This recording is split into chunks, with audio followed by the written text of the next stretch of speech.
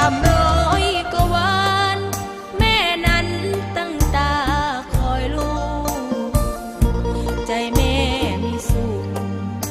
ถ้าลูกแม่กลับมาของฝากของขวัญคือวันที่ลูกกลับมาขอเพียงแม่นี้นะชี้ว่าแม่สุขเหลือเกิน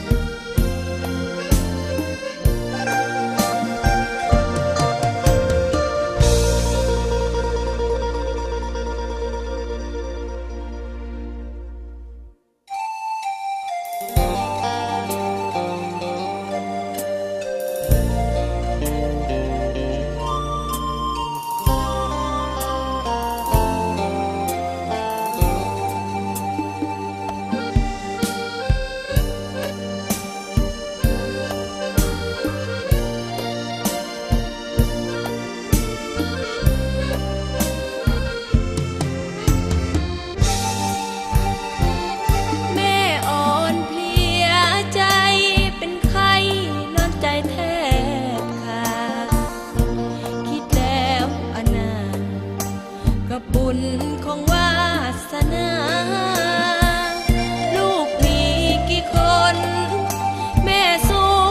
อุ้มชูเลี้ยงมานับวันแม่แก่ชราลูกกลับมาเลี้ยงแม่ไม่มีแม่เดินอ่อนแรงจิตแข็งแต่แรงมันหมดน้ำตาไหลหยดลันทดดวงใจสิ้นดีขาดคนดูแลแม่เลี้ยวหาใครไม่มีชีวิตใกล้ฝั่งเต็มทีอยากจะมีลูกมาดูใจ12 สิงหาเพื่อนบ้านกลับมาหาแม่นี่มันอะไรกันแน่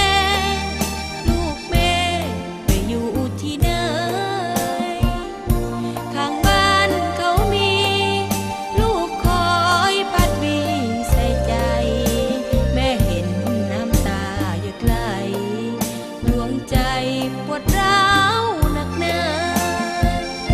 300 กว่า วันแม่นั้นตั้งตาคอยลูกใจแม่มีสุขถ้าลูกแม่กลับมาของฝากของขวัญคือวันที่ลูกกลับมาขอเพียงแม่นี้นะชี้ว่าแม่สุขเหลือเกิน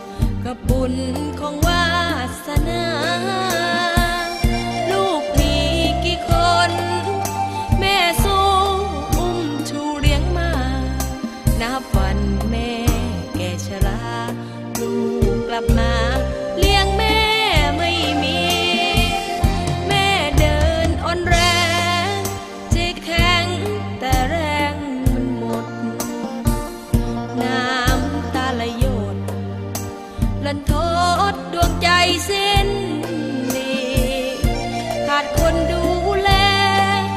แม่เลี้ยวหาใครไม่มีชีวิตใกล้ฟังเต็มทีอยากจะมีลูกมาดูใจ12 สิงหาเพื่อนบ้านกลับมาหาแม่นี่มันอะไรกันแน่ลูกแม่ไปอยู่ที่ไหนข้างบ้านเขามีลูกคอยพัดวีใส่ใจแม่เห็นน้ำตาหยดไหลดวงใจปวดร้าวหนักหนา300 กว่าวันแม่นั้นตั้งตาคอยลูกใจแม่มีสุขถ้าลูกแม่กลับมาหาของฝากของขวัญคือวันที่ลูกกลับมาขอเพียงแม่นี้นะชีว่าแม่สุขเหลือเกิน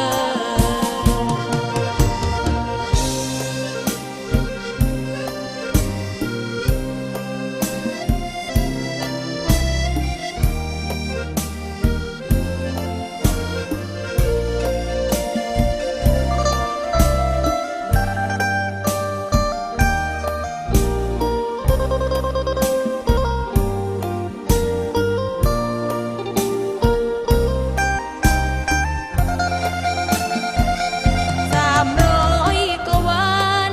แม่นั้นตั้งตาคอยลูกใจแม่มีสุขถ้าลูกแม่กลับมาหาของฝากของขวัญคือวันที่ลูกกลับมาขอเพียงแม่นี้นะชีว่าแม่สุขเหลือเกิน